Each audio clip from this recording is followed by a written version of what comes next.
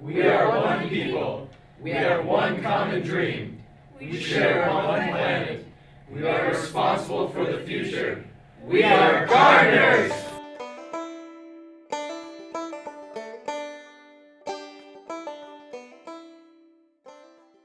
This year I'm trying carrots, cucumbers, Italian herbs, radishes, beans, kale, lettuce, squash. basil, oregano, and thyme are also on my list.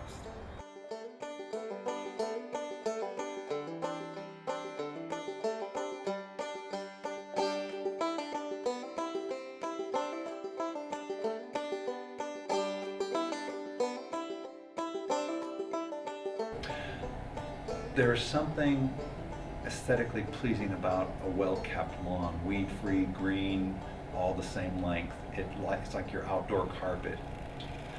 And it just seems to me that making that huge investment of water, fertilizer, time, pollution to grow nothing but grass seems to be a strategy that just doesn't have as good a payback as having a garden. My previous experience was for a job. I was digging sprinkler systems. So, it's to keep people's yards looking succinct, like there's nothing there, nothing has ever been there. They want their lawns to look perfect. The difference that I found, and what was funny because I was methodically taking the sod out like I normally would have, was that it was a garden. We were building a garden. We wanted to tear the grass up. We wanted to move it and get it out of the way. It was creating something more artistic, more in balance, and it made me feel really good being out doing that kind of thing versus getting paid to do it. Because by being out there and knowing that I'm not being paid and that this is going to help somebody out with their livelihood and help them be more healthy, I felt more healthy. Movement is really something we're trying to do here. We want to create a movement of gardeners. We want to create a movement of self-sustainability. We want to create a movement of feeling like we have a purpose in life. I think the mission of 1,000 New Gardens has got a lot of different aspects to it. First of all is, I think, creating local sources of food. And if there's a way to shorten the distance from food production to the table, that is a good goal to get to. I think affordability of food is an issue for a lot of families. I think simply having good nutrition, knowing how your food was raised, how it was prepared, families being able to eat good quality food is another part of the issue.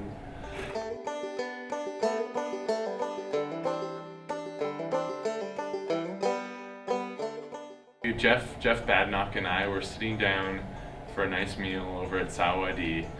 We were talking about preserving agricultural soil on the outside of town, and Jeff said, "Why don't we look inward?" And it was a simple idea, but a really good one, and we decided to work towards the goal of promoting backyard vegetable gardens.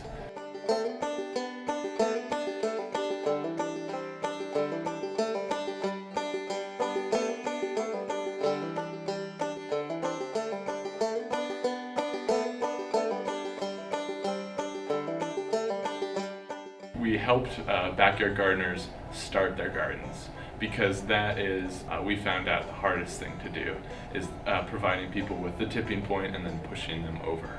So basically we ripped out sod in people's yards, we established raised beds, we brought in materials so that people could build compost. It was really the day. We were going out, we were going to go to our plots, we were going to be a part of nature. And we were going to start something colossal. Dig Day felt really good to me. And we were very unsure about the weather. It was a 60% chance of snow and rain all day long.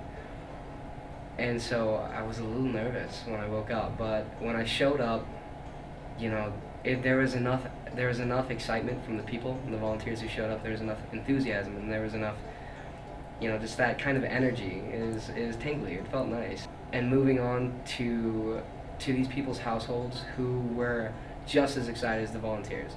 So they really helped me rework all of the raised beds that were already built, reestablish the soil, really enrich it, weed it out. They gave me excellent suggestions about what to plant in each one of these beds. I also had another bed that I had flowers in but wanted to do something different. So they gave me suggestions about what kind of vegetables I could plant there given where this other bed was, because the light is different. We're asking our gardeners to become a part of a network. And so the two things that people can do to become part of that network are keep a journal, so you can spread that knowledge and become more connected with the garden that you're in, and yet connect with other people through what you've learned. The other thing that we're asking our gardeners to do is donate 20% of the seeds that they save to be stored in our seed bank so we can spread those to aspiring gardeners.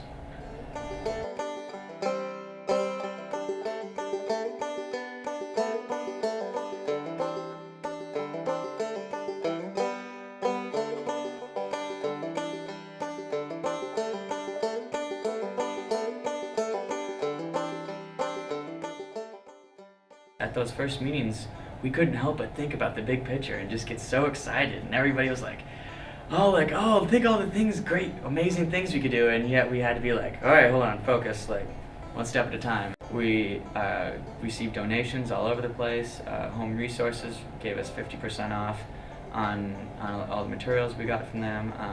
We were given like 200 to 300 strawberry plants. We can go get more raspberry plants.